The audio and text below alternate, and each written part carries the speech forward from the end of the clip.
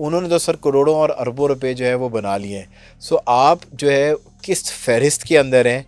बनेंगे यूट्यूबर? अगर यूट्यूबर बनेंगे तो सर ये तो लंबा सफ़र है, क्योंकि आज का मसला है सोशल मीडिया पे सिर्फ और सिर्फ आग बिकती है, झूठ बिकता है। सच बोलने वाला बंदा जो है ना वो मेन स्ट्रीम मीडिया पे फिर भी सर्वाइव कर सकता है, सोशल मीडिया पे उसका सर्वाइवल मुश्किल है। किसी भी दौरे हुकूमत में हो, चाहे वो बानी पीटीआई का दौर हो, वो चाहे ये मौजूदा हुकूमत हो, यूट्यूबर वक्ती तौर पे ये फसली बटेरे हैं। तो मेरा ख्याल है कि अब इसकी ज़रूरत है और हुकूमत ये बहुत जल्द यूट्यूबर्स का सफाया करने जा रही रियली? है।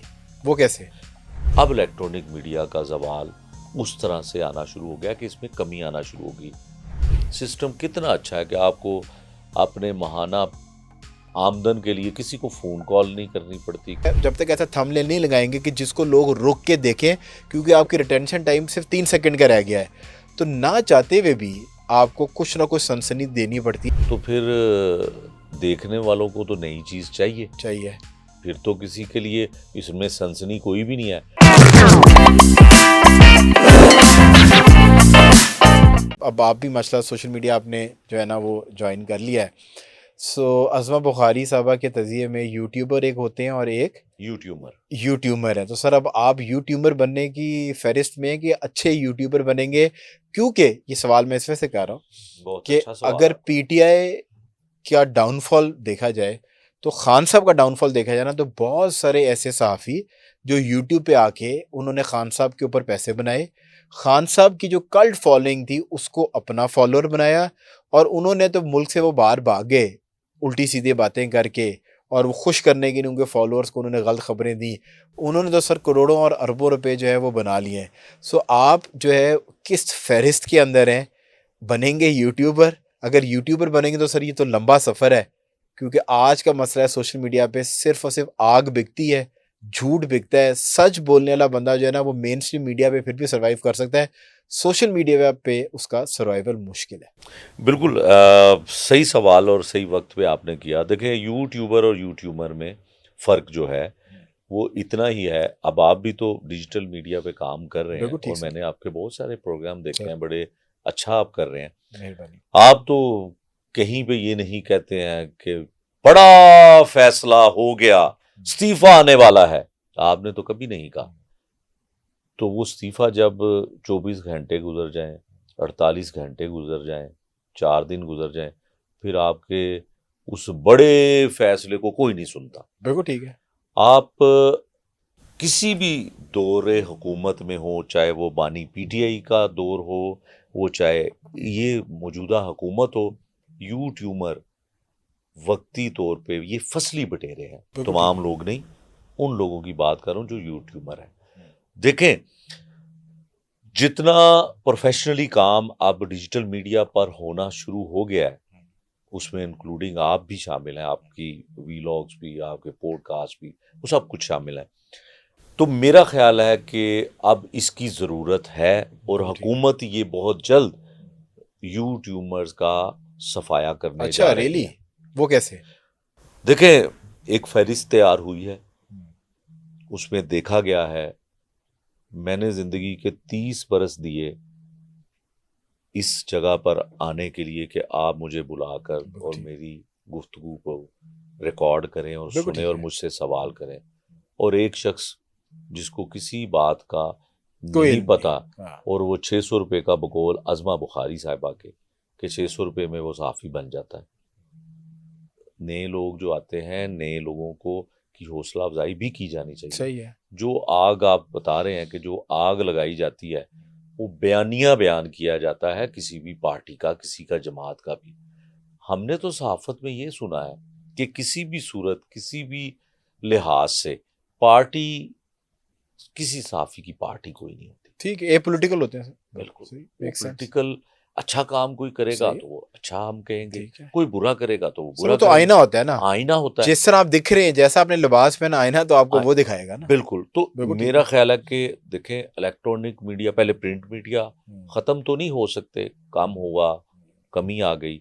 अब इलेक्ट्रॉनिक मीडिया का जवाल उस तरह से आना शुरू हो गया कि इसमें कमी आना शुरू होगी। लोगों की बरतरफियां, लोगों को नौकरियों से निकाला जा रहा है। एक जगह पे जहाँ पे 10 लोग काम करने वाले थे, अब वहाँ पे 2 लोग काम कर रहे हैं, 3 लोग काम कर रहे हैं, और बाकी ज़्यादा लोग डिजिटल मीडिया पे आते जा रहे हैं।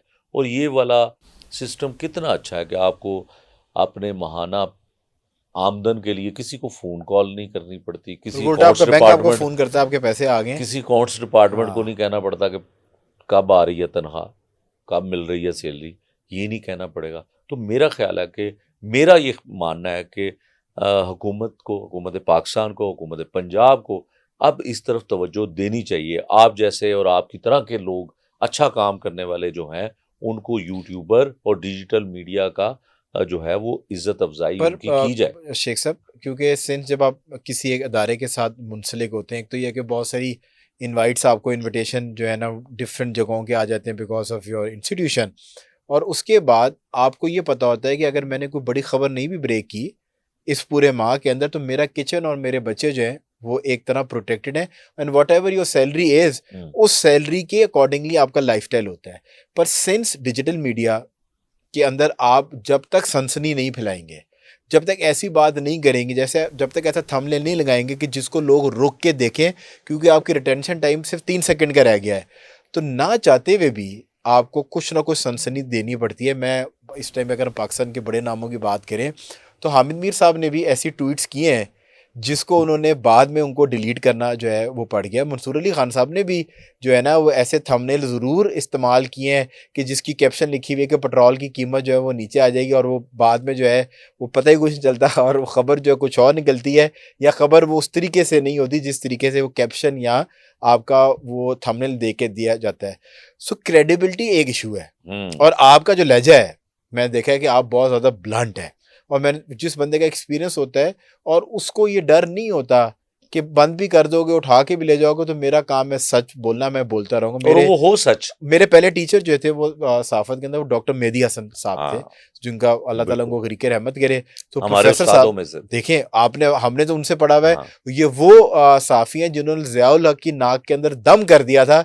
मुतबादिर बार इनको और इनकी जो मिसेस को जेलों में भी बंद किया गया, बट आई थिंक वो अपने सच बोलने वाले सिस्टम से जो है ना बिल्कुल नहीं हटे। सो क्या अगर आपका सर्वाइवल का इशू हो जाएगा, सो मुजाहिद शेख साहब भी थोड़ी सी सनसनी फैलाएंगे और खबरों को आज के बाद मिर्चें लगाया करेंगे? देखिए मैंने ज्वाइन किया एक डिजिटल हाउस, तो वहाँ पे बात यही हुई कि ठीक है। सनसनी, देखिए खबर जो होती है ना वो तो खुद बोलती है, वो तो खुद बोलती है। वाह। अच्छा, अब्दुल्ला मीर का जो पाकिस्तान तहरीक इंसाफ के टिकट होल्डर थे, उसका है, अब उसमें एक बहुत बड़ी खबर आई है कि उसका कत्ल लाहौर में होता है और गुजरांवाला से होते हुए वो फैसलाबाद तक जाता है, और फैसलाबाद से वो वजीराबाद तक जाता, वजीरस्तान तक जाता है। जो उसके ताने बाने ताने बाने हैं। और उसमें एक खातून नहीं है, उसमें फैसलाबाद की भी एक पिंकी शामिल है।